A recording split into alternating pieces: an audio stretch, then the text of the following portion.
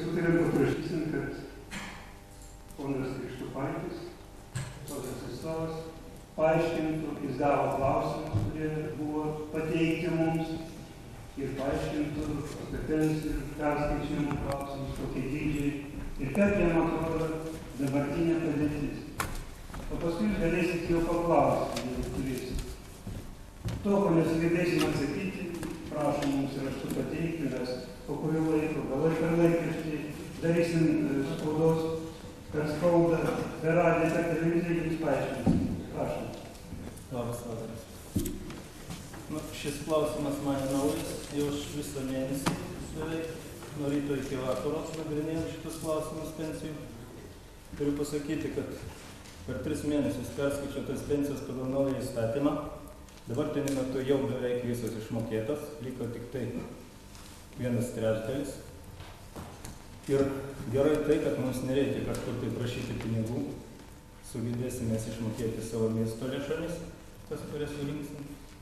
Tai vienas iš didžiausių mūsų laimėjimų, todėl kad visi rajonai neturi pinigų ir miestai ne visi pilnai.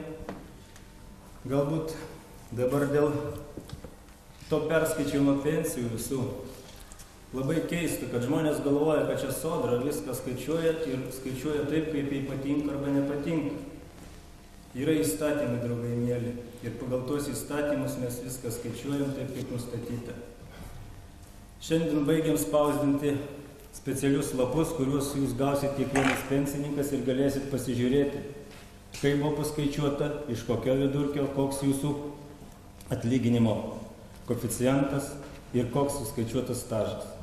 Viską matysit savo lape, gaudami iš takos, kuri išnešioja pensijas ir kuri įteiks jums tuos lapus.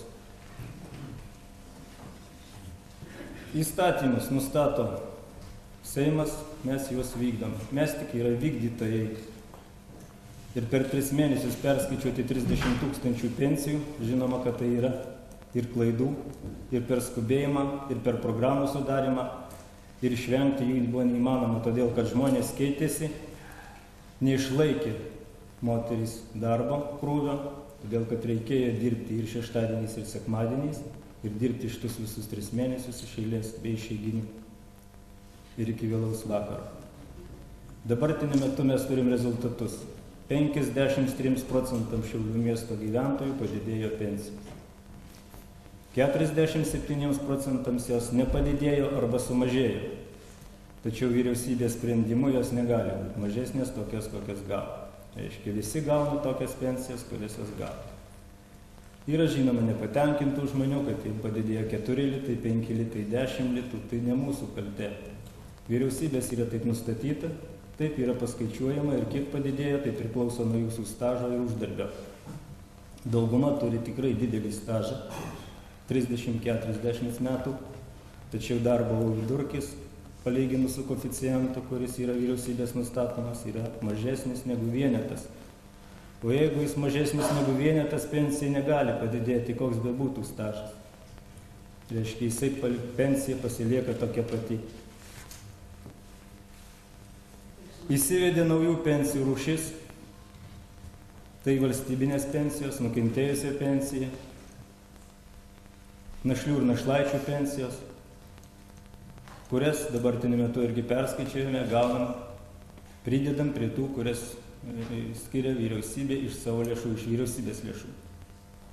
Anksčiau tremtiniai,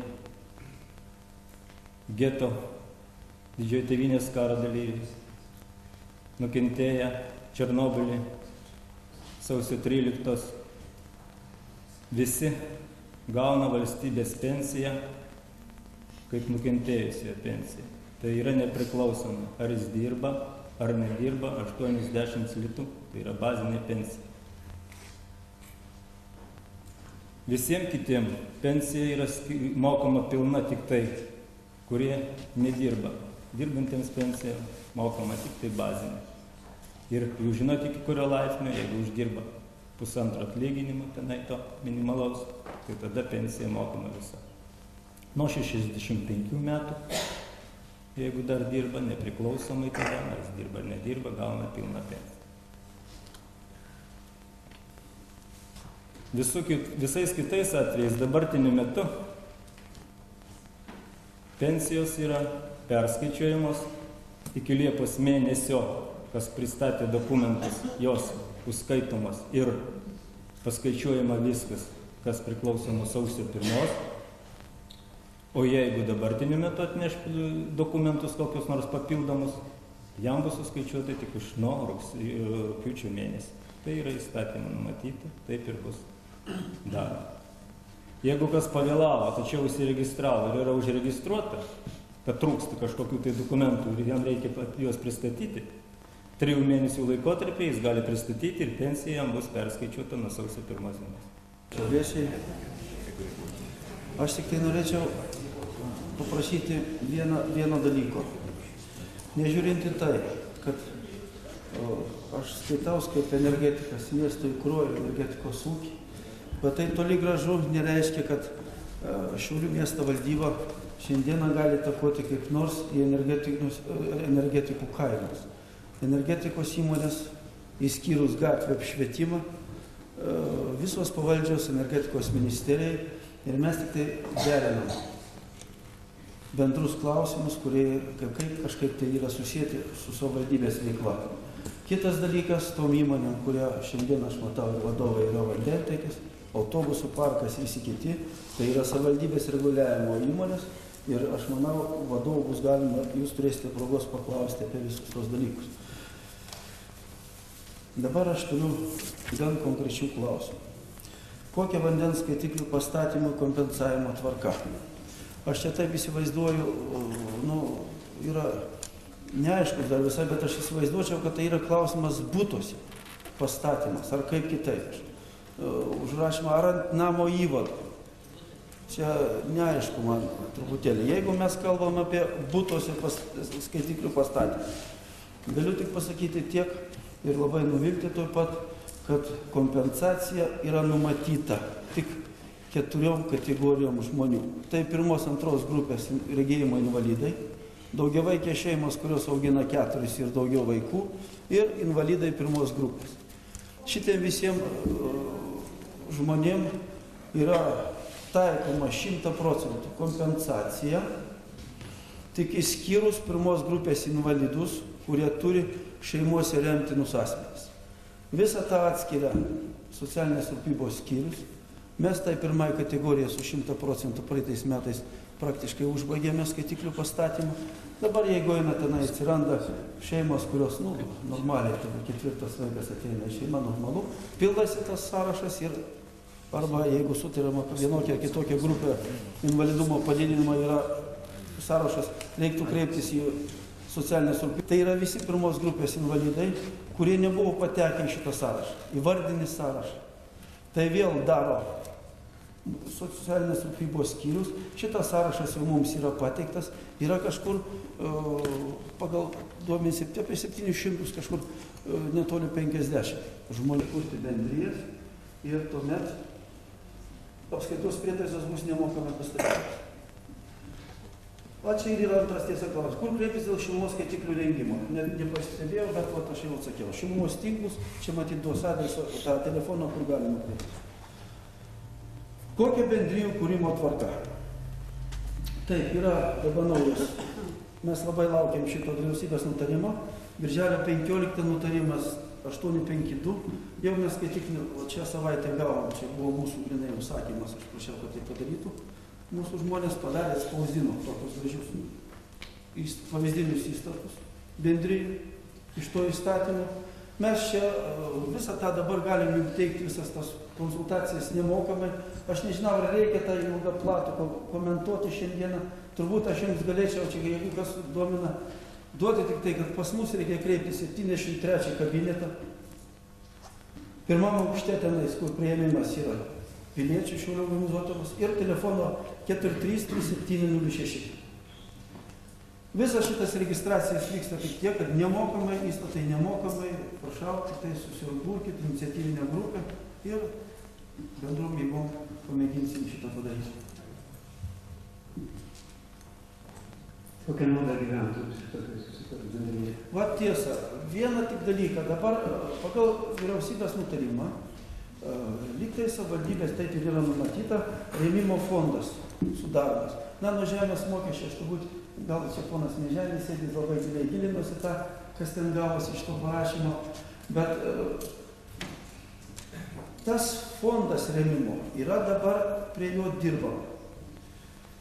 Ten numatytas yra konkretus pinigų tas šaltinis, iš kur gali būti jos formuojamos tos lėšos. Ir aišku, ten tų lėšų nėra taip daug, kad mes kažką labai daug galėtume padėti, bet dar kartuoju, kažkas tai bus labai artimiausių laikų bus teikiama valdybos posėdžių ir tik po to galėsim aiškiai pasakyti.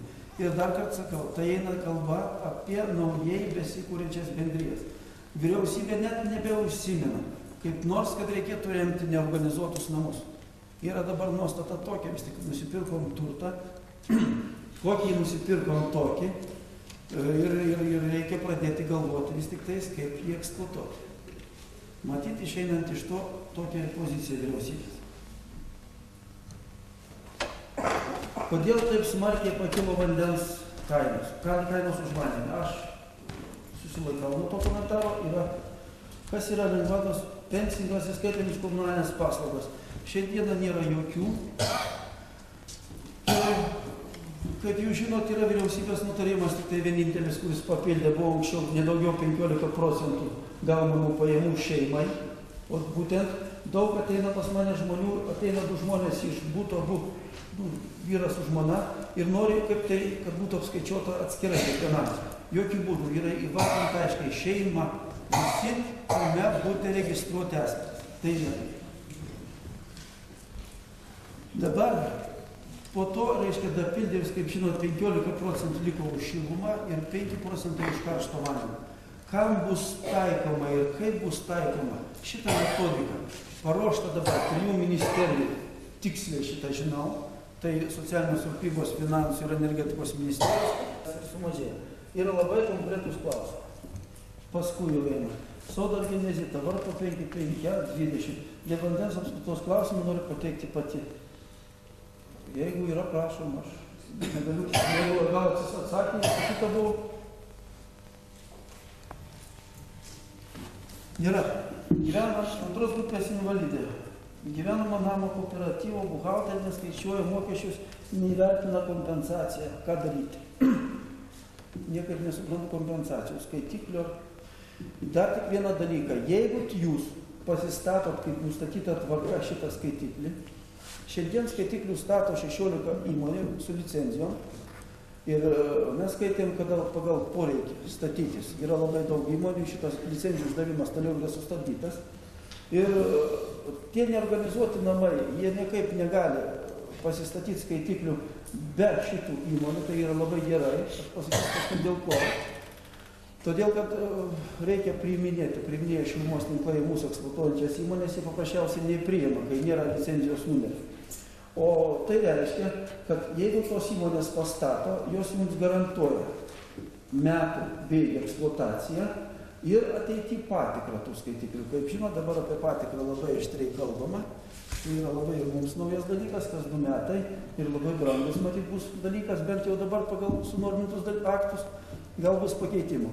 Bet kiek aš žinau, jūs bendrijose, aš turiu tą informaciją visai atsakingai galiu sakyti, kad daugumai yra stato kaimynas kaimynui. Ir lyg tai bendrija, kaip ūkinis vienetas toksai, turinys juridinis statusą, jis nieko nesitarė, pirmininkas pasakė, gerai, tai pastatė. Bet turėkim galvoj, gerbim prieš tiek, kad jeigu ateis laikas, o jis ateis, kaip energetikai padarė, kaip elektrikai yra šilumos tinklai, kurie išeina gyventojus tiesiog atsiskaityti. Ir kada reikės jums priduoti tos skaitiklius šito paslaugas tiekiančiom įmonėm, jūs turėsite tikrai daug problemų. Jie turės pilną teisę šitų skaitiklių nepriimti. Ir jūs turbūt jau ne vienas įsitikinot, kad šiandieną šitie tos firmos, kurios neturi jokių įgaliojimų ir pareigojimų prieš miestą, prieš tos komisijos, prieš tą komisiją, mes reikalavimus turim nemažus jom, Jie pastato daugumą įvairius skaitiklius, kurių eksploatacija labai trumpa yra. Ir jūs žinote turbūt tą istoriją su jų klonu, kurį čia platina įvairius rūšių skaitiklius, kurie praeina vieni kitas mėnesis ir ateina pas mane, Skirmantai, ką daryti, mano skaitiklis stovi, o šitas net nesikalba jo. Tai yra, gal iš čia yra žmonių, kurie ateina pas mane, bet dėja mes jums padėti nieko nebegalime. Tai jūsų asmeninis reikalas, jūs susitarėt, bet jeigu sugedo, tai pirkit kitą. Matyt, bet padėti, aš dar kartuoju, mums sudėtinga. Jeigu tai reikalinga šiandieną tų firmų 16, mes jau skelbėm ne vieną kartą, aš per radiją esu padaręs sąrašą, mes galim dar kartą jį skelbti. Spaudos, savivaldybės yra spauda. Ir jūs tikrai pasižiūrėkit, nebijokit pasidėrėti, tos firmos labai gerai derės, kiek aš žinau, todėl kad viena su kita konkuruoja. Galiu tik pasakyti, kad mes pradinėje stadijoje buvo suderinimas, kiek už pastatymą buvo 60 kažkur 265 litai, mums visos buvo pastatymą, sąmatas pateikę. Kiek aš žinau, dabar jau yra 40-45 litai, kai kurios firmos jau stato už tokią kainą. Taip, kad konkurencija tą tvarkoja. Kitas dalykas dėl licencijos. Ot aš pasiėmiau. Tai mano pasirašyta licencija, čia aiškiai pasirašys Skirmantas, komisijos pirmininkas, toks leidimukas, nebijokit reikalauti tų firmų šitokio popierio. Ir mažiau, aš manau, turėsit problemų.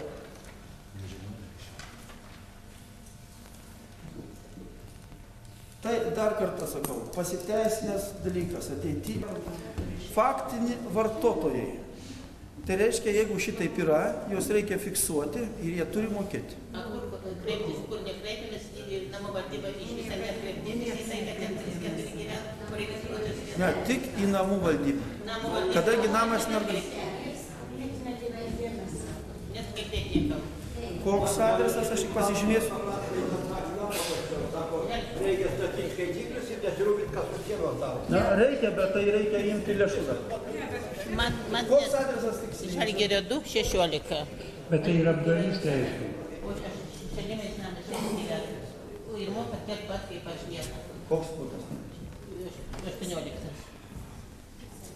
Ir daug yra. Aš turiu padarius sąrašą, dabar jau namų valdyba pradėjo aiškinti. Aišku, čia yra sudėtingas klausimas, jūs Namų patys valdyba suprantate. pasakė, mes neturim. Neigimas labai didelis. Mes į šiandieną ateina kaip svečia teisėmis, tai nereiškia, jeigu jis gyvena. Jis įrodė, kad jis ten gyvena. Taip. Kodėl bendrijos dabar nesusidavę pareiškimus seniausiai ir ateini, sako, nieko nežinom, nieko ne nuo birželio 1, atseit lyg sustabdyta. Tai kame čia reikalas, šildymas turi truputį jau, tik skaitliukus tvarkyti. Nueinam, beveik kas antrą dieną, klausyki vis tą patį.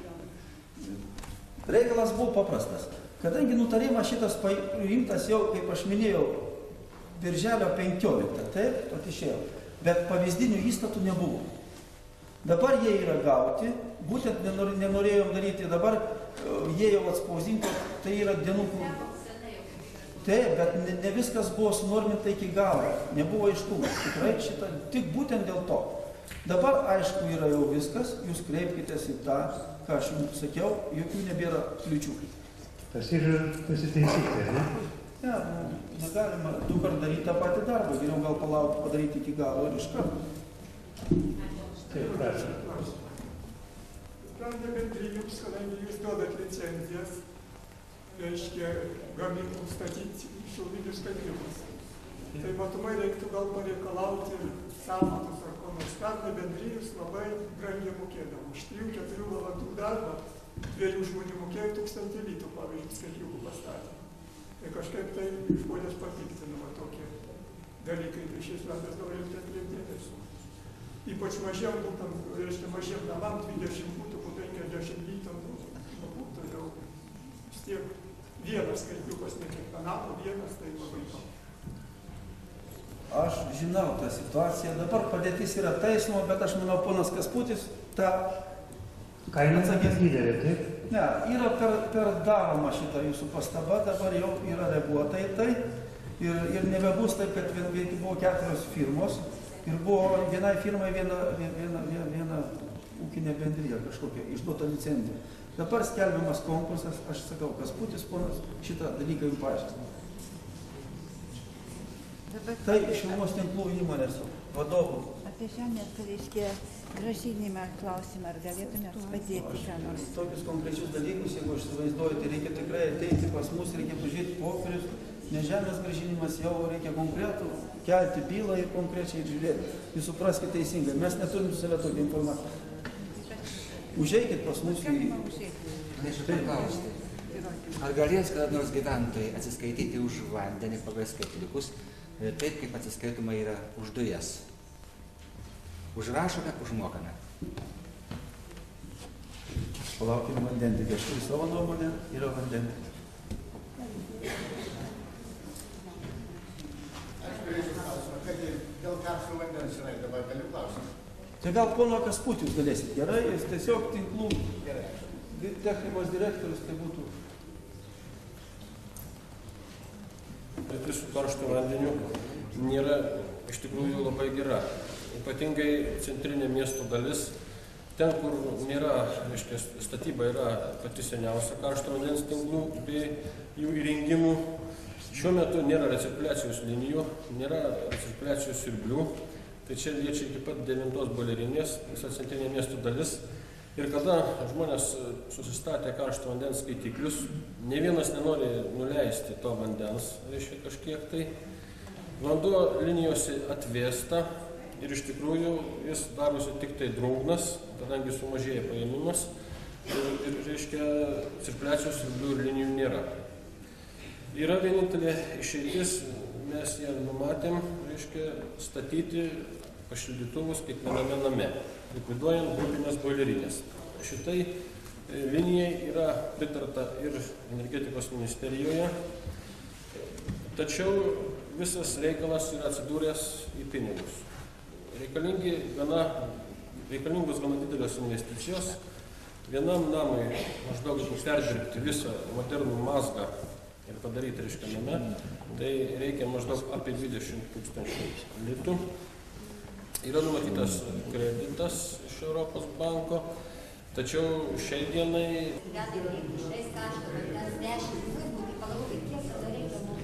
Čia pačiam centre irgi lygiai metai mes neturim karšto vandens.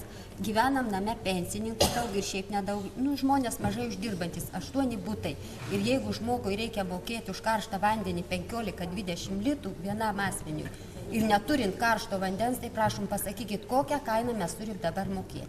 Visi dabar atsisakė namo gyventojai, tikrai nemokės tokių didelių pinigų. Jeigu mes pastoviai turim šaltą vandenį iš to karšto krano, tai pasakykit, kokią kainą mes turim mokėti dabar už šitą vandenį. Aš nenoriu kartotis, bet dar kartą sakau, tai mes taikėm iki 30% nuolaidas. Tai čia tokia viena medalio pusė. Netenkina. Mes suprantam, kad šitą nuolaidą netenkina, reikia karšto vandens. Tačiau šiandienai mes padaryti neturim pinigų, aš jums sakau, pradėsim visus tos darbus, gal tais prasidėjusios šildymo sezoną. Lygiai metus mokėjau šitokius pinigus ir dabar dar pakilus kainoms žmonės neturi tokių pinigų mokėti, neturėdami karšto vandens. Tai tada turi mažėti kainą, arba mažėti, arba iš vis tada mes neturim mokėti už tą vandenį. Koks jūsų namas? Vilniaus 136. Toliau galite rašyti Vilniaus 64. Vilniaus 138, o čia pats centras, kur yra. Visi neturi karšto vandens. Visi tie namai, taip? Taip, tie namai neturi.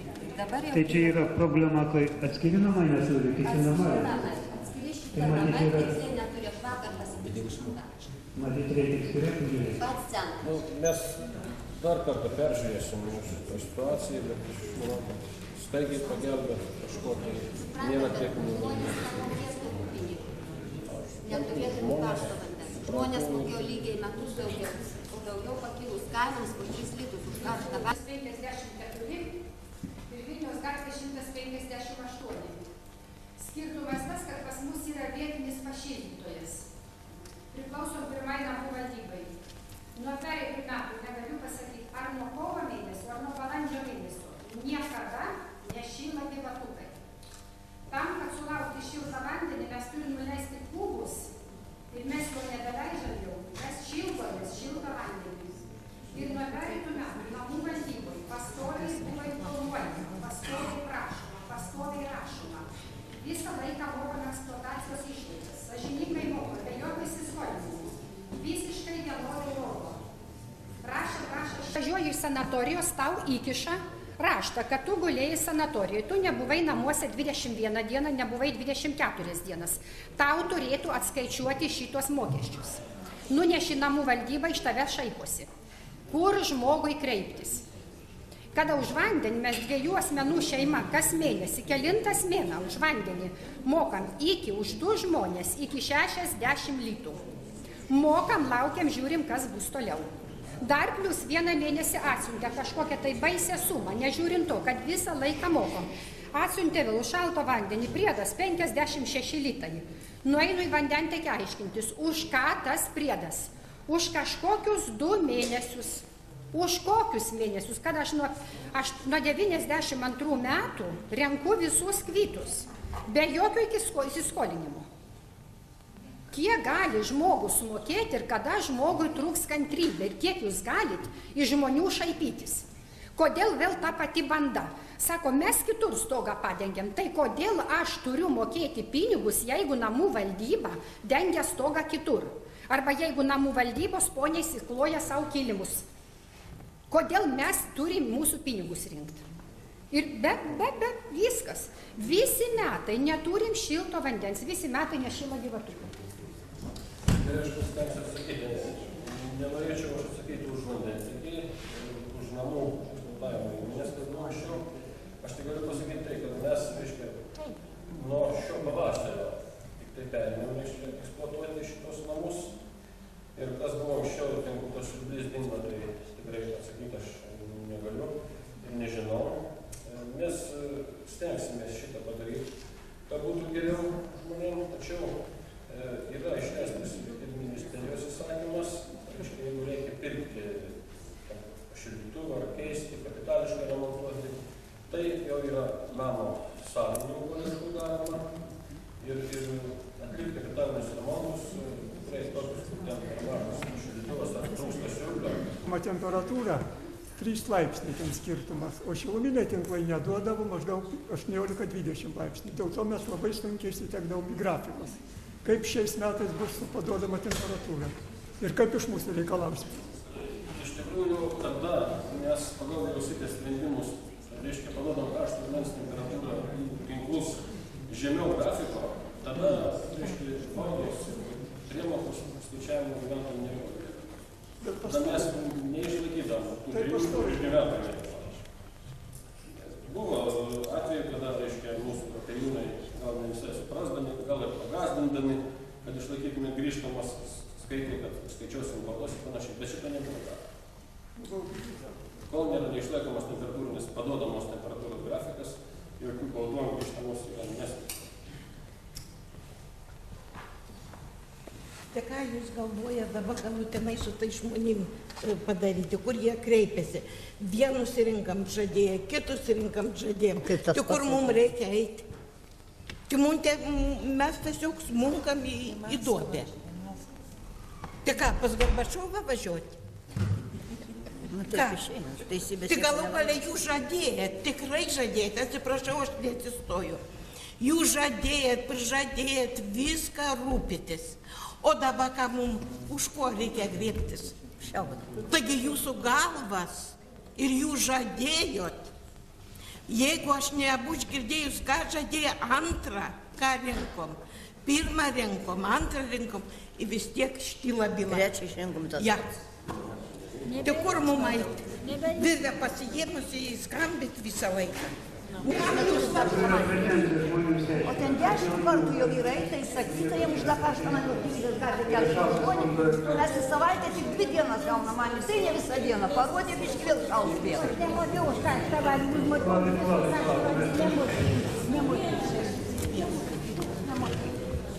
O štai žmonės, jūs pakėlit karštą vandenį. Darykit taip, kaip žmonėm geriau, ne kaip jums geriau. Jūs sėčiat mums tokie, o žmonės iššaukia į bevandenį, iš slogas, maži vaikai, seniukai. Kokie žiemą kambariai šalti, siaubas. 148. Tyli 148. Ką nežinau? Aš vakar paskambinau izoliaciją, sako. Šiltą vandenį, kurio negauna.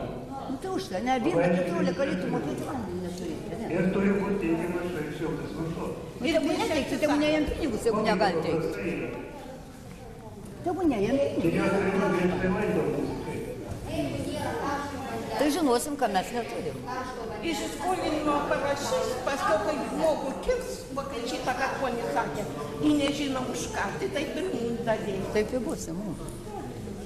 Labai ne. Tada yra vienas dalykas. Tai gaila vandenį. Šitą sistemą atveda prie to, kad mums reikės pašildytojus ir reikės dar atskirą problemą, kaip visam pasaulyje. Dabar gyventas ūkis yra labai koks. 1140. O ten, kur yra, taip, o ten, kur yra atskirinamojo kortelė problemas, tai matyt, ten yra išmanių tinklų problemas. Tai gerai, tai neimkit pinigus. Tai mes tą užfiksuojam. Ir Mažesnį procentą tegu jam, jeigu neduod vandenį. ponas Kirmantas turi išsiaiškinti, va ten yra užrašytas Vilniaus 136, Vilniaus 64, 178, 158. 158. 148. Jo. Jau tie 2 metai mes neturim padoriai Ir klausykit. Reiškia parduotuvę, kur yra aukso, tenai parduotuvė. Ir dar kas yra, kol tos nebuvo, tada galėjo kentėti. Tik kentėti. O dabar tai padarė, tai reiškia nieką tie apačioj matyti neleidžia vandenį, į viršų nepaduoda. Į pas mūsų pusę laiptinės yra, pusę nėra. Jo, pusė nėra. Vieno pusė nėra, kito yra. Į naktį gali ateit maudytis, kad žmonės. Tos klausimus jūsų būtumėm šiandien atsakyti. Bet neturėjom jūsų klausimų, tai toks problemas. Bet brangusis, kiek įėjom į namų valdybą.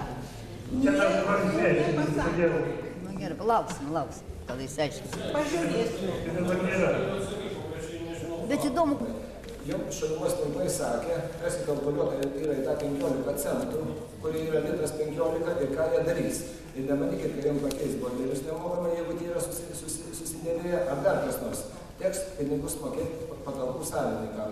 Aš norėčiau tik pasakyti vieną, kad išeitis yra turbūt taip, kad prisipažinti, kad mes esam tų namų savininkai ir mes pradedam galvoti apie savo turtą. Ne taip, kad mes jūs rinkom, bet jūs nieko nedarot. Pirmiausia, tai nedarom mes patys gyventojai to, ką reikia daryti. Aš gyvenu Krymo 6, yra 108 būtų namas, stambiaplokštis, niekom nemandrės, nežinau, kur randasi Krymo gatvė. Mes įsikūrėm bendryje ir kaip priklauso, rūpiname savo turtų. Ir mes savo problemas išsprendžiam, nekeldami kitų pečių.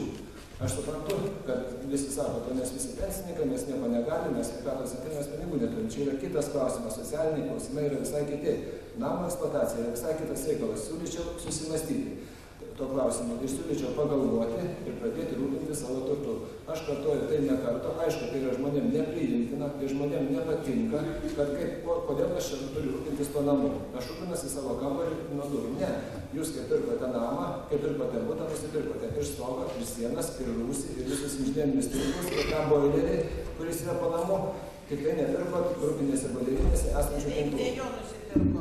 Ar buvo įkalkuliuota, kad sukūrė viskas? Tai va, viską nusipirkot, lygiai tą patį ir aš nusipirkau, aš irgi gyvenu daugiabučiam name, lygiai tą patį ir aš nusipirkau iš liftus, kuriuos nežinosim, kada jie sugės, už kuriuos mes turėsim mokėti, o galbūt ir nusipirkti tą liftą.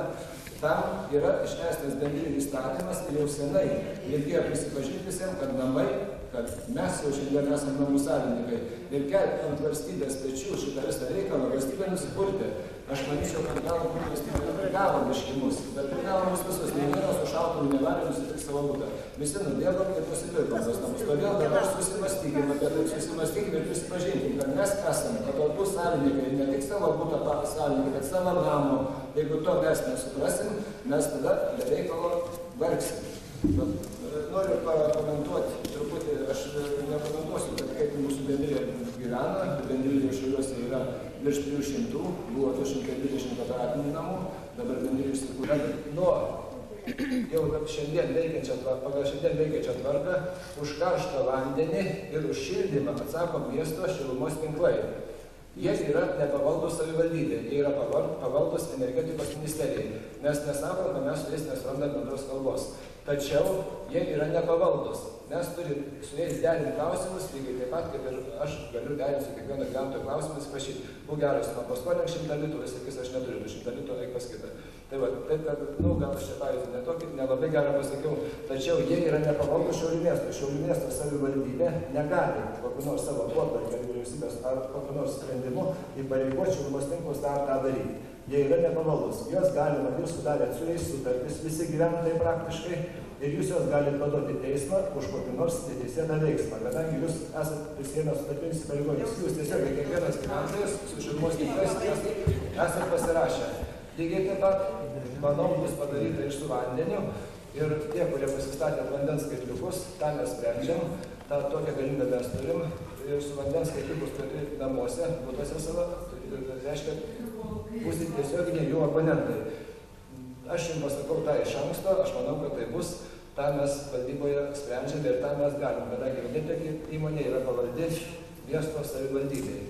Bet man nekeista visai, kad jūs juokėtės iš mūsų ir kad jūs juokėtės iš mano kalbos ir nenorit to priimti. Aš suprantu, kaip yra lengviau nesirūpinti savo turtu, bet aš jums tą kartoju, tokie šiandien yra tvarka.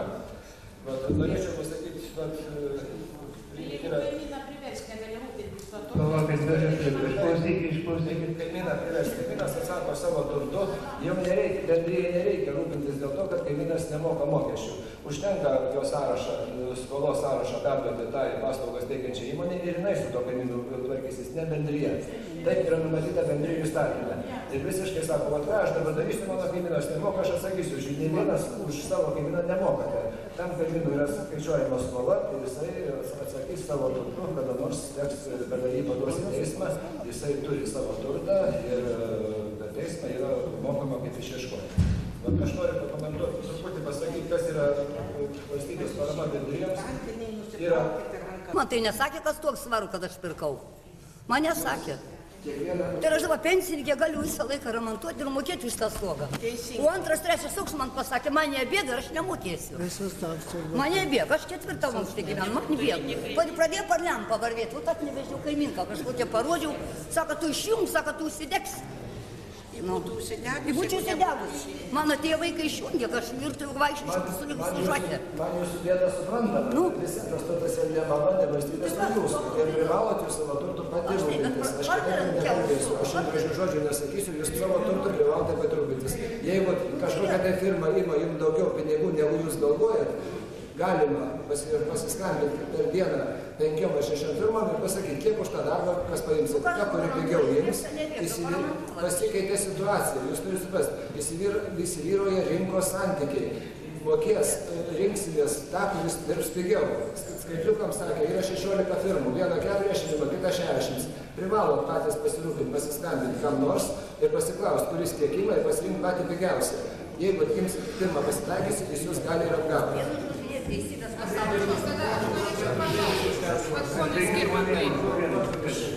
Jeigu mokam kas mėnesį eksploatacijos išlaidas, atsitiko, kviečiamės iš namų valdybos ir atskirai mokam atskirai. Da kaip mokam? Išlaidas mokam, jau labiau, kai jos dabar padidėjusios.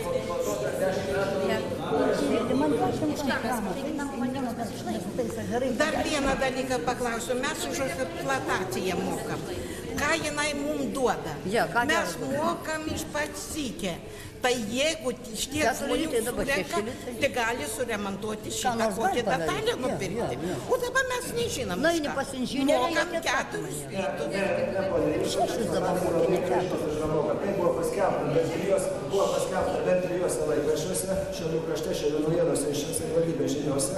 Buvo išvardinta, ką reiškia tie 9,5 centų arba 13,9 cento, kokius darbus ten daro. Aš jau nekartosiu, aš esu tarybos narys, aš tų skaičių nebežinau, skaitau, nors aš juos galėčiau pasakyti. Buvo pašto laikraščiuose. Jeigu reikia, paprašykit dar kartą, paskelbsim Žiliponas Skirmantai, paskelbti dar kartą turbūt 13,9. Labai gražiai visose laikraščiuose buvo pašta. Kur, kam yra skirta?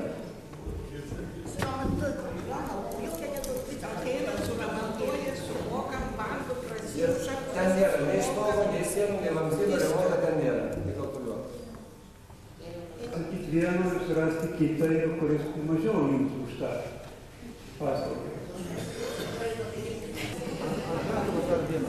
Meras,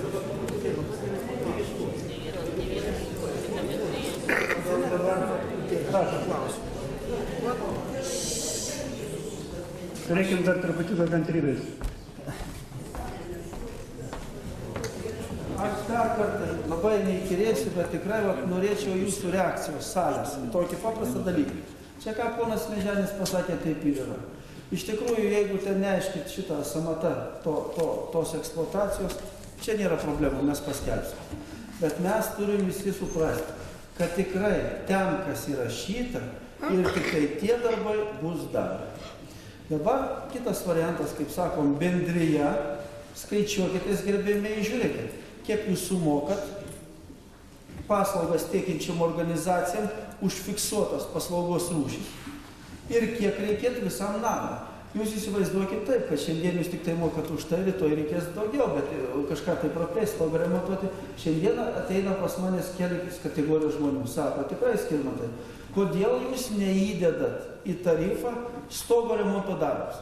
Kadangi dabar visi žinom, 5 aukštas tik rūpinasi stogo. Taip kaip šitą moteris pasakė.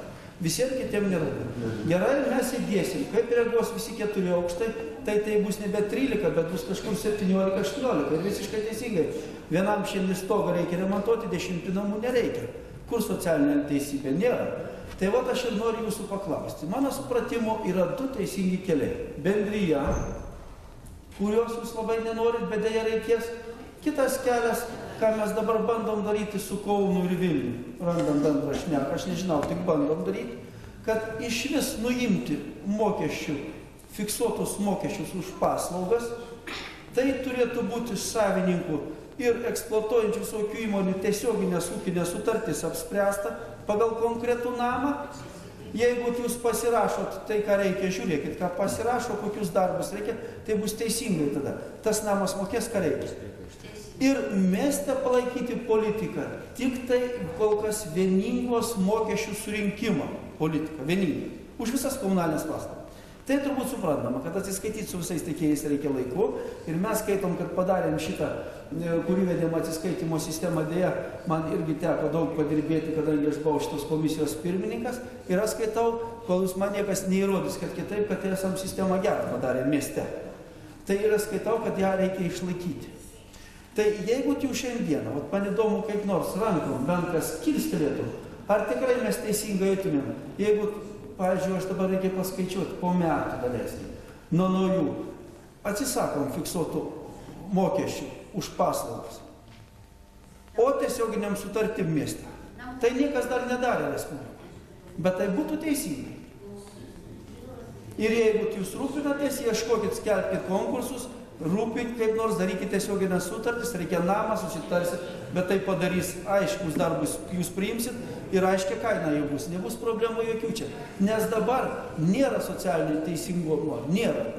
Šiandien vienam reikia tą, sekančiam tą, kaip mums šitą sureguliuoti. Neįmanoma iš tos vietos ir nereikia jau. Tai jūs pritarėte šitai nuomonė? Iš vis namų valdybos nebereikalingas. Va, aš ir apie tai kalbu. Labai gerai. Į šitą darysim. Dabar noriu paprašyti dar jūsų vieną. Mes norim ir prašom jūsų organizuojant 3 piliečių komisijas. Viena iš jų yra komunalinių paslaugų. Prašom tada aktyviai dalyvauti, svarstyti ir siūlyti mums.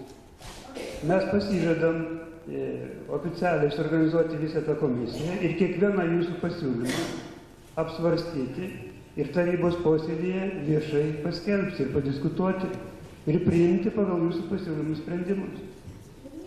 Ten, kur mes galim patys spręsti, miesto gyventojai patys galim spręsti, tai iš tikrųjų galim ir padaryti. Bet reikia labai rimtai išnagrinėti ir kad paskui nepadarytumėm klaidų. Atsakyti galima labai lengvai.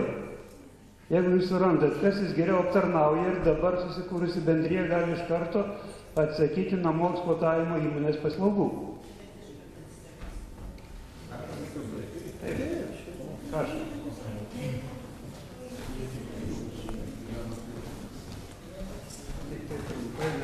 Labą dieną, aš pasitengsiu trumpai, gerbiami šiauliečiai. Šiaulių profesinių sąjungų susivienimo pirmininkas Kęstutis Širkecas. Jūs puikiai žinot, kad nuo birželio 1 dienos Lietuvoje pabrango dujas, elektra. kad šį rudenį prasidėjus šildymo sezonui, mums tikrai reikės turbūt nusimauti kelnes, kaip čia minėjau. Aš su šito sutinku pilnai. Žodžiu, eiliniams dirbantiesiems už savo būtą rudenį gali tekti paklusti apie 80% savo atlyginimo. Todėl laikas atėjo dabar, kol dar neprasidėjo šildymo sezonas, šitais klausimais kalbėti ir prašyti, kad šitos klausimus keltų taip pat mūsų miesto savivaldybės atstovai nuvykę į Vilnių pas premjerą, kuris jau liaudėje yra vadinamas stabilizatorių, kuris paskutiniu laiku, kiek mes ir tai girdime per radiją ir televiziją, kad padėtis stabilizavosi. Deja, padėtis nestabilizavosi, o vis blogėja ir toliau. Todėl leiskit man, naudojantis progą ir netrukdant jūsų brangaus laiko, perskaityti mūsų Šiaulių miesto profesinių sąjungų susivienimo kreipimąsi į visos Lietuvos profsąjungiečius. Gerbiami profsąjungiečiai, Lietuvos Respublikos vyriausybės vidaus politika veda prie vis didesnio Lietuvos piliečių skurdo. Darbo ir socialinio tyrimų instituto duomenimis realus minimalus pragyvenimo lygis yra 268 litai. Net 80% gyventojų gyvena žemiau skurdo ribos. Vyriausybė labai apgalvotai, tik pasibaigus šildymo sezonui, padidino komunalinių paslaugų kainas ir tarifus. Nauji energijos tarifai dar labiau pablogins gyvenimo sąlygas.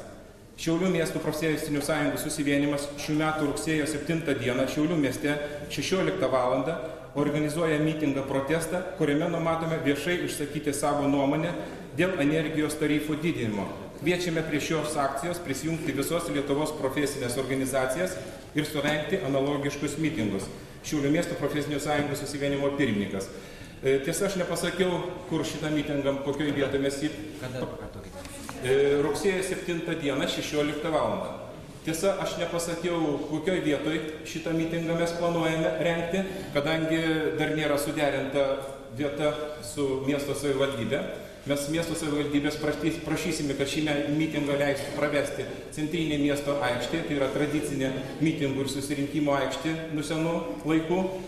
Mes nekartą teko, čia jau policijos atstovas šypsosi, teko diskutuoti šito klausimu, kadangi prieš metus vienoje vykusiai vieną mitingę, reiškia, buvo didelis žmonių nepasitenkinimas ir žmonės patraukė link savivaldybės. Tačiau reikia pripažinti, kad tai Šiauliuose buvo Lietuvos nepriklausomybės metais pirmas toks mitingas audringas ir mūsų dėja policija neįvykdė visų vyriausybės, yra, reiškia, išleisti įstatymai, neįvykdė, reiškia, visų nurodymų ir nebuvo imtasi deramai šitų priemonių. Šitas dalykas buvo ilgai ginčiamas. Tačiau po to dar buvo vienas mitingas, solidarumas prieš bedarbystę, kuris buvo vedamas jau amfiteatro aikštėje. Mūsų paskutinis mitingas pravyko žymiai sklandžiau, buvo daugiau iš policijos atstovų, problemų nebuvo. Todėl tikimės, kad šį kartą susitarsime dėl šitos vietos. Dar noriu ką pasakyti, kad prie šio mitingo prisijungti žada taip pat ir didieji Respublikos miestai. Jau yra sukalbėta su Kauno miesto, Kauno regiono profsąjunga, sukalbėta su analogišku susivienimu Klaipėdoje, Vilniuje.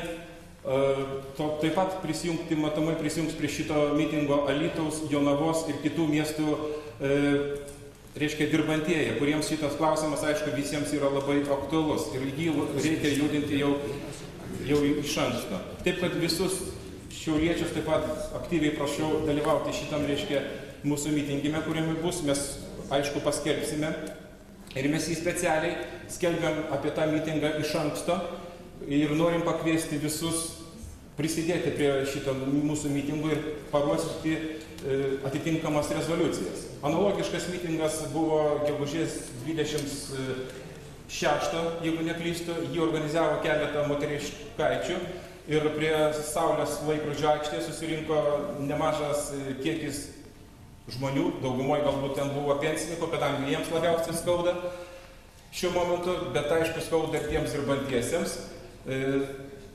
Tik aš noriu pasakyti tai, kad jis buvo neparuoštas iki galo ir nebuvo jokių tinkamų priimta rezoliucijų. Jeigu mums pavyks šitą mitingą normaliai prasivesti, organizacinis, reiškia, jau būtų respublikinis organizacinis komitetas, turėtų galimybę kreiptis į vyriausybę, tiesiai į energetikos, tiek į patį premjerą. Gal ir važiuoti prie Seimo reikėjo, ne prie savivaldybės. Mitingas berniuką buvo, o mėrėtų jūs pakėlė kainas ant autobusai atvartė iš mitingo. Jis vienė reagavo. Mes tikimės, kad sureaguos. Žodžiu, laiko iki rugsėjo 7 yra ir mes prašom visus, va čia, visi čia kalbėjusi prieš mane. Ten geležinkelio bėgių visa Lietuva, kad jau nebe stabilizatorius, nebegalėtų kažką tai bevažinėti. Deja, ponė, galima būtų galbūt tą mitingą ir anksčiau organizuoti, bet aš puikiai matau, kad dar, pavyzdžiui, kol aš neįstojau, nei vienas žmogus apie šitas problemas jūsų net nepaklausė. O tik vienas būtų bendrijos atstovas šitą klausimą pajudino. Aš kiek suprantu, žmonės dar kažko tai tikėsi, gal iki rudens kas nors pasikeis, dar sodė nusiskinsiu, šiandien brašką suvalgysiu, rytoj bulvę nusikasiu, kažką panašaus. O kai ateis, bus jau visiškai vėlu. Taip kad rugsėjo 7 nėra dar per vėlu. Siūlykit žmonėms Grįžę jie iš atostogų priims nutarimą, kad negalima bus demonstruoti. Yra čia pasiūlymo, čia siūloma pasiūlyti žmonėms važiuoti į Vilnių ir visą kitą. Ne, Vilnių važiuoti dabar galbūt yra per brangu, ne kiekvienas sugebės, ir mes tiek transportas organizuoti, kad, pavyzdžiui, visus norinčius nuvežti prie Seimo nesuorganizuosim, per daug brangus malonumas. Yra dar pasiūlymas iš Respublikinio profesinio sąjungos susivienimo ir taip pat socialdemokratų partijos lyderis Sakalas kreipėsi, kad pradėti rašyti laiškus su savo problemoms tiesiai premjerui, tiesiai energetikos ministrui. Ir dėti netgi šitas laiškus į vokus be pašto ženklų. Ne, atgalinį adresą viduje tik užsirašyti, kad žinotų, kad kas rašo, neanonimo dingėja. Ir paštą išlaidas gautų apmokėti tada. O žodžiu, čia mes pradžiai kol kas siūlom organizuoti mitingą ir prašom visus galinčius ir norinčius prisidėti. Apie tolį, anksčiau. Aš jums klausimą vieną. Prašau. Kam parašyti? 2 litus 60 už bilietą mokėjo kaip pensininkas, dabar savivaldybė padarė 5 litus. Už vandenėlį atsiuntė 100 litrų, už birželio mėnesį. Vaistų nebekur nusipirkti. Gaila, kad nėra pačios galvos kažkur įskryda, o laikrodis su 120 000 už galvos čia yra, vargonam. A kiek kitur dabar sąmatos, tai nematėm, kiek kitų išlaidų yra. O kam tam parašyti? Kur dabar tą laišką parašyti? Kam parašyti? Tam, aišku, reikalingas, aišku, laikrodis. Buvo kam šneka, Ne, čia jau nepradėkite tarpusavį išginčytis ir... Matant, jeigu mes šitaip, aš dar kartą kartuojuosi, jeigu mes tą mitingą taip ambicingai surengsim, būtent, o dabar mes galim mitingą va toj pat viešėje aikštėje padaryti, reikia tik tai atsiklausti vicemero leidimo, bet ar bus iš šito mitingo nauda? Reikia atitinkamai jam pasiruošti. Matote, mūsų šitos pasikalbėjimus, mes galim išėję dar ilgai čia diskutuoti ir kalbėti ir ginčytis, ar reikalingas laikrodis, ar aplamai šiauliams reikia naktį šviesti, ar daug tokių dalykų yra. Bet. Ačiū labai. Higienoj. Finansuose pasakė taip. Mes kitą kartą ir žinom, ką jie siūna, bet jie mūsų į būtą neįsileidžia. Higienoj pasakė, mes į būtą įeiti, nei į jūsų, nei į jų išmatuoti vibracijos negalim. Policija nuovada nevažiuoja, sako, tai ne orgijos. Tai pasakykit, mėlyji, kur galų gali kreiptis tokiu atveju, jeigu aš iš namų turiu išeiti. Ar jie tos įmonės neįforminai? O kas man pasakys? Adresą pasakykite. Radviliškio 114. Tada galima Radviliškio 114, būtas 6 ir 10. Aš gyvenu 8. Pirmam aukšte ir antram aukšte nieks negyvena. Išpirka būtus ir ten nieks negyvena. Aš gyvenu tarp 6 ir 10. Ir va tokias pas mus galvos. Ir sakau, atėjau penktadienį. Atėjau pirmadienį, nuėjau į finansus, į higieną, į policiją. Nieks nieko padaryti negali. Tai už būtą aš moku taip pat, kaip ir jie. Radvilišky 40. Vis tikrai reikalas būtų. Ir kiek girdžiu, labai daug žmonių skundžias tuo. Parduotuvėse senutės verkia, iš to sako nebesusitvarko. Ir sako, nieko paklausti negali. Jeigu tai neteisėtas verslas, tai taip. Nu, bet kas man pasakys, aš jums sakiau. Jūs pasakėte, kad Ir užbūt, bet koks kvailys gali duoti leidimą tokią verslą dirbti mūsų dėžutėse. Leidimas buvo duodamas verslui su gyventojų sutikimu. Aš nežinau, kad jūs esate. Visada yra prašoma jau seniai įsikrausto. Tai jau senai jūsų problema. Nu, jie atsikraustė geras pusmetis. Ir kiek aš nesikreipiau, jau galutinai atsidėjau tas 2 dienas, niekur niekas. Čia, žinoma, galima sutvarkyti ir būtina tai padaryti, jeigu yra... Ryta 6 reikiantės iki 12 valandų. Jeigu tai yra tikrai registruota įmonė ir gyvenamose patalpose yra vykdoma gamyba, tai vis dėlto gyvenamąjį būstą paversti cechų galima tik turbūt su kaimynų sutikimu. O jeigu tai yra neregistruota, tai jokių būdų negali policija atsikratyti šitos problemos. Reikia pakontroliuoti.